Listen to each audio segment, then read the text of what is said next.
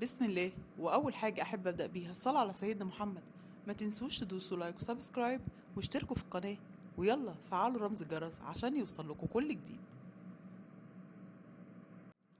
ما تخافيش يا فيروز، أنا معاكي. ما تقلقيش وما تشيليش هم أي حاجة. حبيبي يا حازم، بس أنا مش قادرة أتخيل إن بابا خلاص سابنا ومشي ومش هعرف أشوفه تاني. الله يرحمه يا فيروز، بس انتي لازم تمسكي نفسك شوية عشان خاطر ماما ما تعبش أكتر ما يتعبنا. حاضر يا حبيبي، هحاول. امال احمد جوزك فين؟ مش باين يعني. احمد راح الشغل وهيجي على هنا.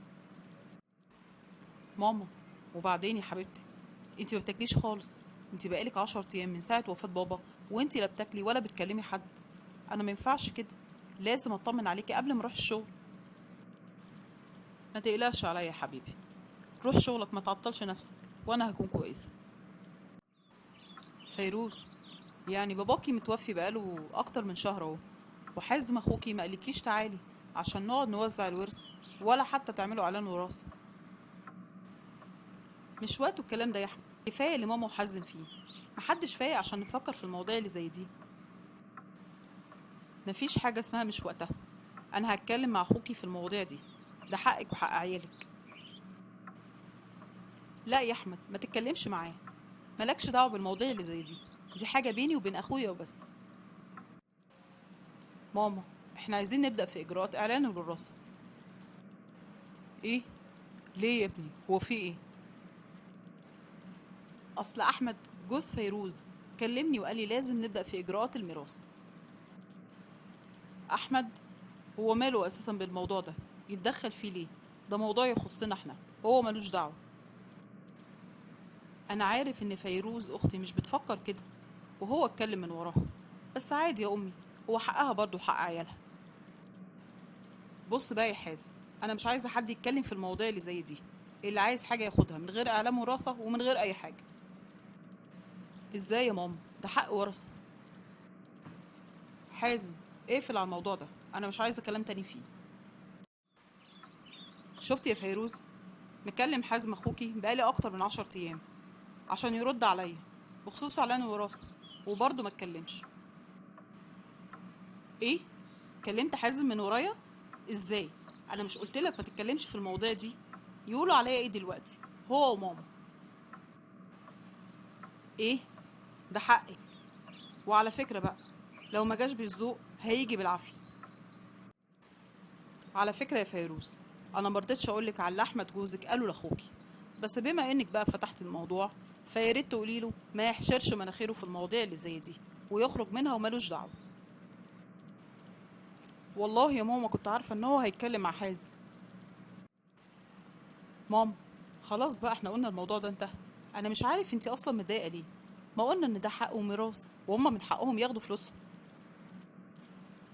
بقول لك يا حازم، حق وميراث اما ابقى اموت بقى، وبخدوا راحتكم ووزعوا واعملوا اللي انتوا عايزينه، لكن طول ما انا عايشه لا.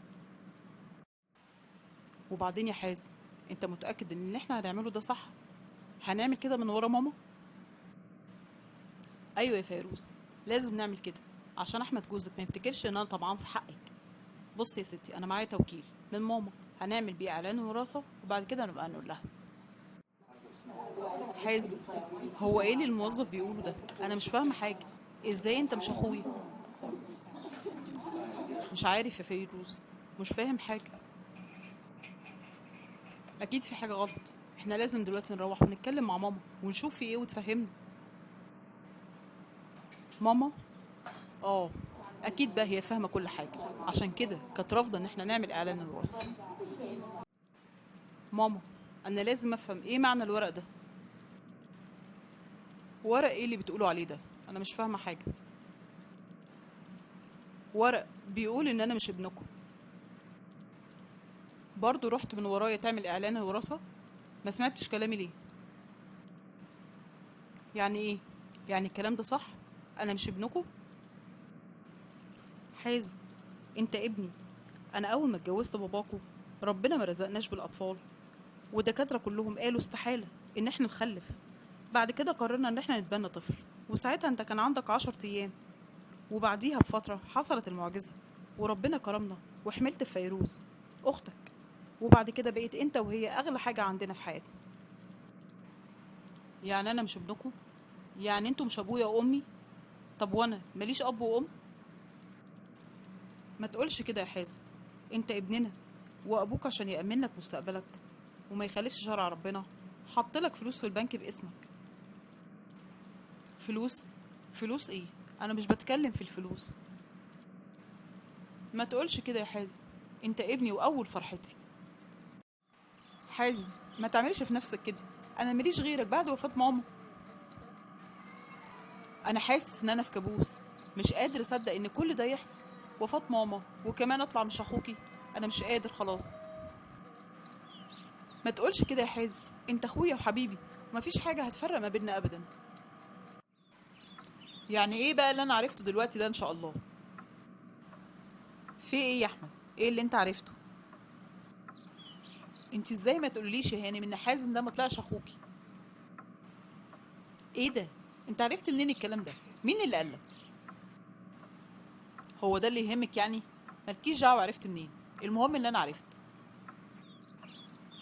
بص بقى يا احمد، حازم ده اخويا وهيفضل اخويا مهما حصل. اخوكي؟ اه ان شاء الله. وبعدين قولي لي هنا، ازاي بقى ابوك ان شاء الله يكتب له كل الفلوس دي باسمه؟ بابا الله يرحمه يعمل اللي هو عايزه، وبعدين ايه المشكله يعني ما يكتب له، ما هو اخويا برضه. اخوكي؟ لا طبعا مش اخوكي. واسمعي بقى، اللي اسمه حازم ده لازم يرجع الفلوس، ولا يرجعها بالذوق لا اما هيرجعها بالعافيه، وانا مش هسكت. ايه ده؟ لا طبعا، اللي انت بتقوله ده مستحيل يحصل.